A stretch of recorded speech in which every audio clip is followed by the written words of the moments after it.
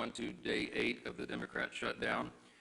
As is our custom now, we'll come out every morning and give you an update on where things stand. I've tried to make this as simple as possible and as digestible as possible. It seems complicated, what's happening in Washington right now. It actually is very simple. Don't let the Democrats distract you and try to convince you of things that are not true.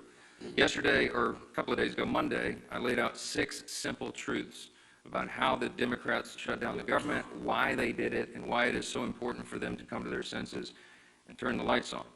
Yesterday, I went through 5 fast facts for you about the shutdown, and I explained, as everyone now knows, Chuck Schumer's desperate attempts to rehabilitate his own image by shutting down the government.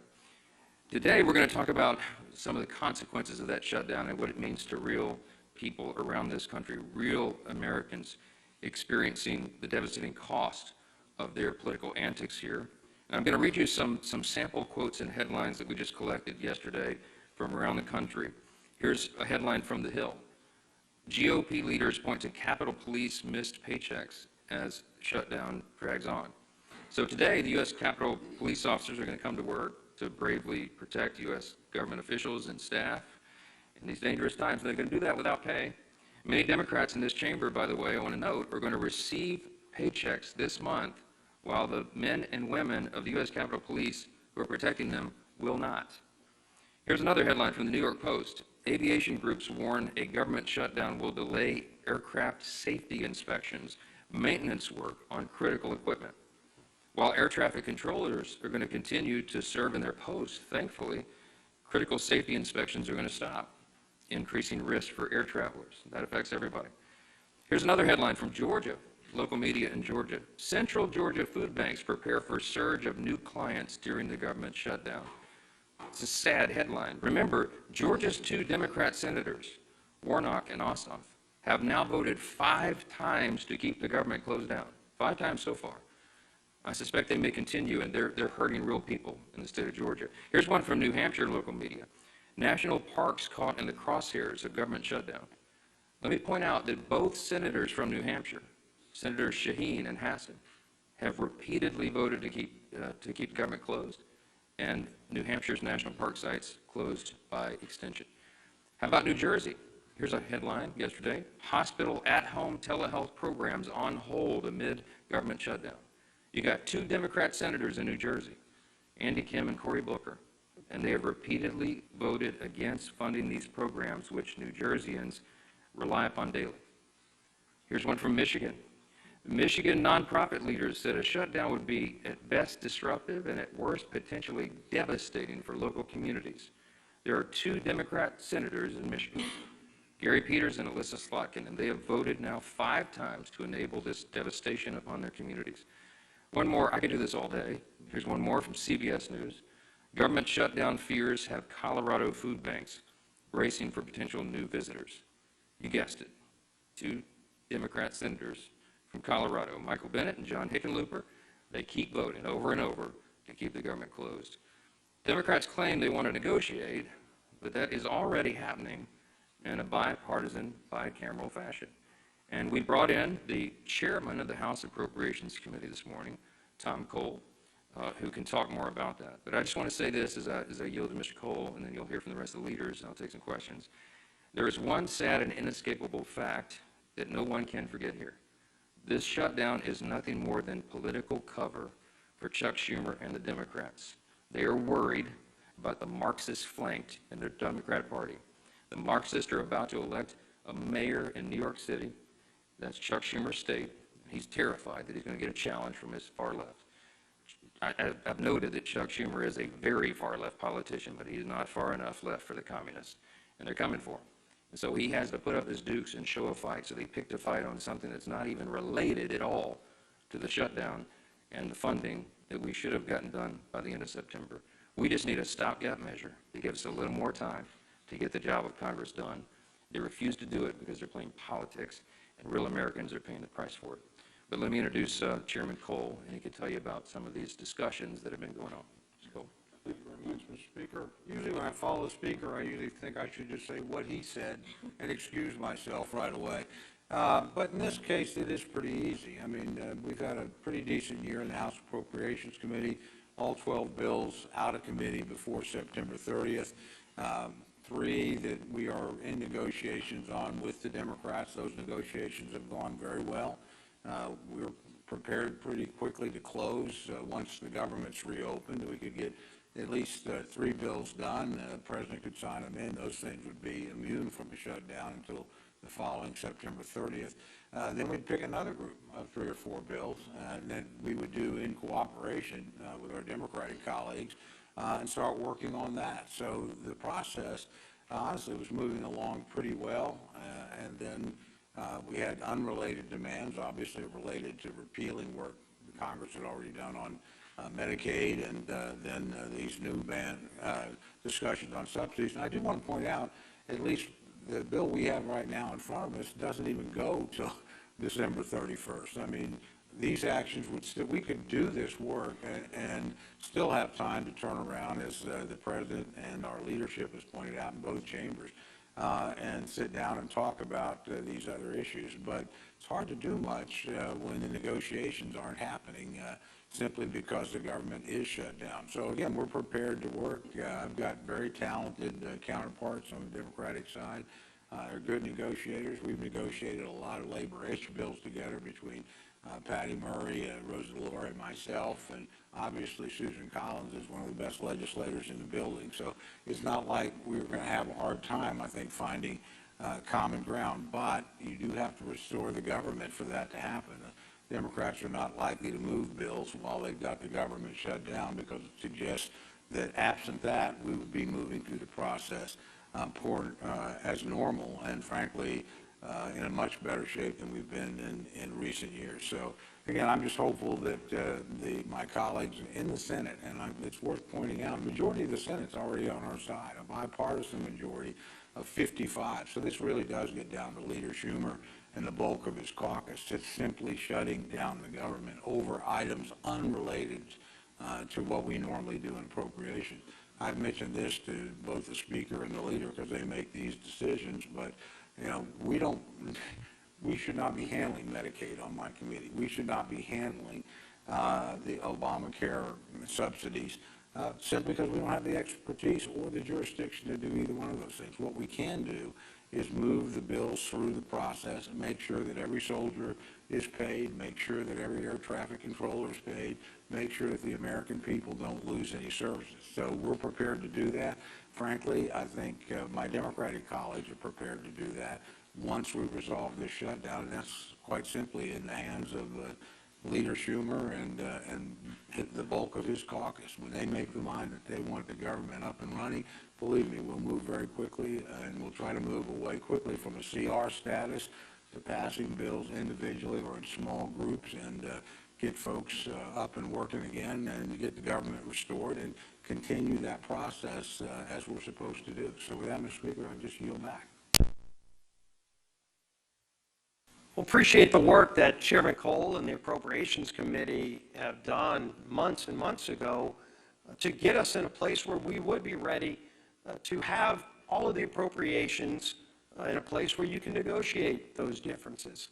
It was Chuck Schumer and Hakeem Jeffries who chose to take their toys and go home, all to appease the most radical elements of the far left, because Chuck Schumer is more concerned about his political job than he is about the jobs of millions of American families. American families' lives are at stake here. Whether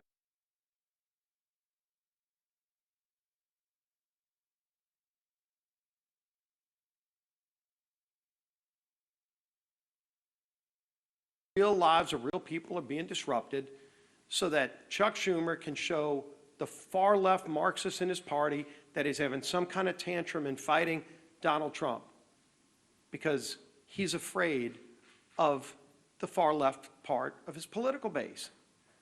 A lot of people say, what is this really about? And obviously you see Democrats trying to make it about things that have nothing to do with the basic funding of government, the bill that we passed here in this House just a few weeks ago. And in fact, a lot of Democrats are having buyer's remorse, but every one of us has a voting card. And weeks ago, Republicans and Democrats in the House had an opportunity to put this voting card in the machine and tell the American people where they stand on a government shutdown. And 99% of House Republicans voted yes to keep the government open while we negotiate our differences, and 99% of Democrats voted no to shut the government down. Some of them are having buyer's remorse, and I don't blame them. They're now realizing the dire consequences that their no vote caused to real families across America. Some of them are begging the speaker, please bring us back in so they can get another shot at this. You don't get a do-over. They picked the wrong side. They voted to shut the government down. They failed the test. But the good news is they can get bailed out by the Senate. If they really want to solve these problems, if they really want to make sure our troops get paid, which, by the way, we voted for, they voted against, they can call their 2 Democrat senators who have 5 times voted to shut the government down and say, today's the day you can make amends. Today's the day you can open the government up. We only need 4 more votes. It's not a large number. 4 Democrat senators have come to their senses and said, yes, let's open up the government and not have this charade continue, but it takes 4 more because Chuck Schumer wants to have a tantrum. Well, let me tell you what another senator just said yesterday about why this shutdown is going on. He said, quote, this is a Democrat senator yesterday, the point of this shutdown is not just suffering for suffering's sake, but to make a point. So you even have Democrat senators admitting that they're imposing suffering on the American people, but they just want to make a point? My God, millions of lives are at stake. They know they're inflicting suffering on the American people so they can make some kind of point. If you want to have a tantrum, this is not the 3rd grade. This is the lives of American people. Real lives are at stake. Real careers and families. Will they be able to pay their house note come the 15th? That's at stake. The safety of our air traffic control system. So that some senator that wants to have a tantrum can make a point? I think the American people are getting sick of this charade that's going on. They know what the Democrats in the House did to shut the government down. But they also know that just 4 senators doing the right thing can turn this around and open the government back up again. And yes, we have big differences on a lot of things that we need to be negotiating on. All those bills that Chairman Cole and his appropriators sent out of committee, you can't have those negotiations while you're in a shutdown. And they know that. But they don't mind inflicting suffering on the American people because they want to make a point. I think the American people are going to start making points. People could pick up the phone and call their Democrat senator. We did a press call yesterday in the states of Georgia and Maryland, where all 4 senators there could literally end this today, but they've all been 5 times voting no on the bill to get the government back open. It was ironic.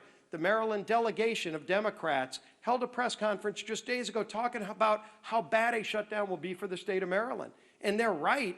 The irony is they're the ones who voted to shut it down.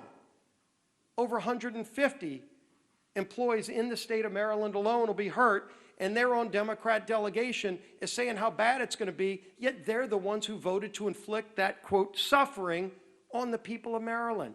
This madness can end. This madness needs to end with sanity finally emerging. Bring some common sense in. And Chuck Schumer, if you can't do the right thing because you're so afraid of your political job, think about the jobs of millions of families out there who don't want to have that suffering inflicted on them. And let 4 other of your Senate Democrat colleagues do the right thing for you. Let's end this. Our whip. Tom Emmer.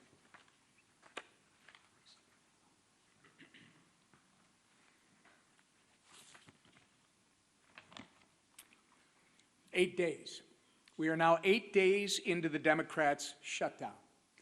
8 days that our troops are not getting paid. Border Patrol agents are going without mission-critical funding.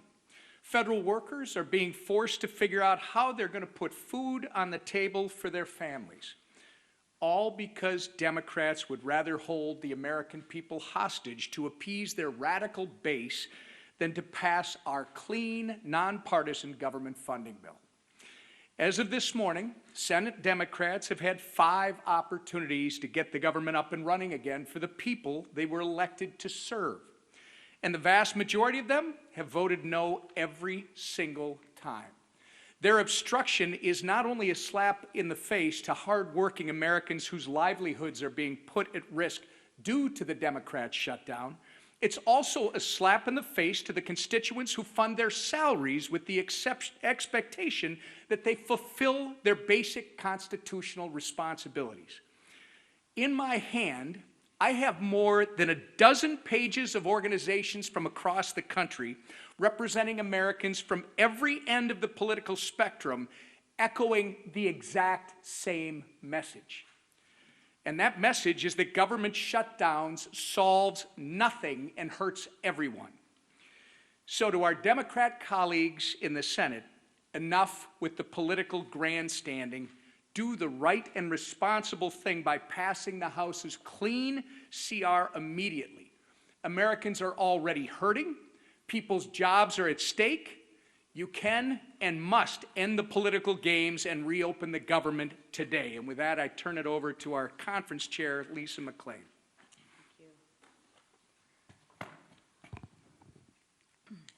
Good morning, everybody. Again and again, Democrats have chosen to put illegal aliens over hardworking Americans. That is not my opinion. That is fact. Read the bill. Democrats let millions of illegals pour in across our border under Joe Biden. Democrats gave them driver's license. Democrats allowed them to cast ballots in elections. And now Democrats are fighting, they are fighting to give illegals health care on your dime. Democrats want to take money out of your pockets and give them to illegal aliens so they can get government benefits. These aren't my opinions. These are actual facts. Go to the website and read the facts, right? But what Democrats do when they have no plan, no vision, and no leader, they have to misrepresent the truth. And they do that over and over again, and they think you, the American people, aren't gonna notice. They're not gonna notice. You're not gonna notice that they're taking money out of your pockets and giving them to illegals. They're gonna try and put their spin on it. But I challenge you, go to the website and read it for yourself. When Democrats have the choice between standing up for American people or catering to the illegal aliens, what do? They choose illegals every single time and time again. And that's exactly what they're doing again in this government shutdown fight. Democrats are putting illegals above American citizens. So I ask the Democrats, how long will it take you to put Americans first in this funding fight? I ask our senators, Senator Peters and Slotkin, when are you gonna put the American people first? The people that elected you to represent them. How many times will you vote against our troops? I ask Senator Peters and Senator Slotkin, how many times are you gonna vote not to pay our troops? How many times will you vote against moms and babies who rely on WIC? Against flood insurance? How many times will you vote to put illegals first and Americans last? The answer to that question is as long as the radical base keeps calling the shots. My 2 senators are pandering to their radical base as well. Republicans, however, are actually putting Americans first every single day. And why? Because that's our job. That's our duty. And quite frankly, that is our responsibility. And I call on the Democrats, especially the 2 Democrats from my state, Senator Peters and Senator Slotkins, please put the American people who you represent first. I'll take a few questions. Yes, ma'am. Speaker Johnson, thank you. Do you agree that the mayor of Chicago and the governor of Illinois should be in prison? Should they be in prison? Should the mayor of Chicago and the governor of Illinois be in prison? I'm not the attorney general. I'm the Speaker of the House, and I'm trying to manage the chaos here. I'm not following the day-to-day on that. I do know that they've resisted the introduction of, or the offering of National Guard troops in Chicago, which is a terribly dangerous city and has been destroyed in the process of being destroyed under liberal Democrat governance and their terrible policies. I would just cite for you in response Exhibit A, which is the District of Columbia. All of you were able to walk safely into the Capitol today, and you can park your cars blocks away and walk back to your cars, and you're not in fear of having your purse snatched or your car being jacked or being assaulted. And why is that? Because President Trump had enough of it. He's a strong leader in the Oval Office, and he used the resources that were available to him, the National Guard, to bring order to the chaos. The Democrat mayor of the District of Columbia ultimately said, thank you so much for the reinforcements, and you're all enjoying the spoils of good policy and return to the rule of law. If we could do that in the other major cities in the country where they're having terrible crime crises, that should be seen as a positive, and I think most Americans see it that way. If you're a resident of Chicago or New Orleans or one of these other Democrat-run cities, you've had enough. You're tired of your family walking in fear and not being able to enjoy their lives, and if President Trump can use the resources and do it in a lawful manner to allow National Guard troops to help bring order and restore the rule of law, that is something that is wildly popular with the American people. Now, if you have elected officials in some of these states who are committed to their radical, soft-on-crime ideology and defunding the police and all the things the Democrat Party championed for the last several years, and they want to stand by that, we encourage them to do so. We'll see what the people think about it. Yes, sir. Back row. Speaker Johnson, a lot of the free health care for illegal aliens that you've been talking about is care provided in emergency rooms, which are required by federal law to care for anybody, even if they can't pay, even if they're not a citizen. Do you think that that law should be changed? No. You're talking about EMTALA, which has been part of the law for most of my life. Emergency care is provided without question to anyone who comes in. If you're hemorrhaging and you show up in an emergency room, you get treated. That's something we all support. That's a very good law. We're in favor of it. You're cherry picking a tiny subset of the issues. We put, and go to it's still on the website, speaker.gov, look at page 57, section 2141 of Chuck Schumer's counter-proposal CR that he filed. There's 6 categories of things that they would like to restore funding to, and it adds up to $192.8 billion, almost $200 billion of hardworking taxpayer funds that would go to support illegal aliens and other non-citizens. Now, with regard to EMTALA, are we saying change the law? No. But one of the things they're doing, and one of the things that Chuck Schumer is advocating for and has filed in the law and is using as a leverage point to keep the government shut down, is he literally wants to reimburse hospitals more money for treating illegal aliens than American citizens. Fact. Go look it up. Go look on the website. Don't take my word for it. We're not doing that. If you're a young, pregnant American citizen woman who shows up in an ER and you get treated and they pay the hospital less for treating you than some illegal rabble-rouser who came in from some, South American country to do us harm, that is wrong. The Republican Party stands for common sense. In the big, beautiful bill, we fix that. And Chuck Schumer wants to unwind it, and it is unconscionable to me that he's inflicting all this pain on American citizens so they can play games and try to appease the radical left base. That's what this is. Back, yes. Thank you, Mr. Speaker. 2 questions about federal worker pay. One, is it your understanding that federal workers will be repaid after this shutdown as part of current law? And 2, would you allow a UC, for example, for the military to ensure that they would be paid in the shutdown? Those are 2 questions. Federal workers, it's my understanding that the law is that they would be paid. There is some other legal analysis that's floating around. I have yet had time to dig into and read that. But it has always been the case, that is tradition, and I think it is statutory law that federal employees be paid, and that's my position. I think they should be. They should not be subjected to harm and financial dire straits because Chuck Schumer wants to play political games. With regard to paying the troops, I want everybody to listen to me very carefully. Hakeem Jeffries and the House Democrats, as Leader Scalise said so well, are clamoring to get back here and have another vote because some of them want to get on record and say they're for paying the troops. We already had that vote. It's called the CR. Every Republican and at least one Democrat had the common sense to say, of course we want the government to stay in operation. Of course we want to pay our troops and our air traffic controllers and our Border Patrol agents, TSA, and everybody else. We did have that vote. The House, I keep saying the House did its job. We did that almost 3 weeks ago. And every Democrat in the House except one voted against it. They voted that they did not want the troops to be paid. They did not want TSA agents to be paid. They did not want air traffic controllers, Border Patrol agents, and all the rest. They live with that vote. They made that decision. The House is done. The ball is now in the Senate's court. It does us no good to be here dithering on show votes. We did it. We sent the product over. It is clean. It is 24 pages in length. It's the most bare minimum that's necessary to keep the lights on for the people. And Chuck Schumer and 43 of his colleagues, Democrats, continue to do the wrong thing. We're not having it. Yes, ma'am. Thank you so much. Democrats continue to allege that the Republican-controlled Senate can change the rules to push through the shutdown impasse. Congresswoman Marjorie Taylor Greene is also now saying the same. Is there any validity to this, and what sort of precedent would that set for a future Democrat-controlled session?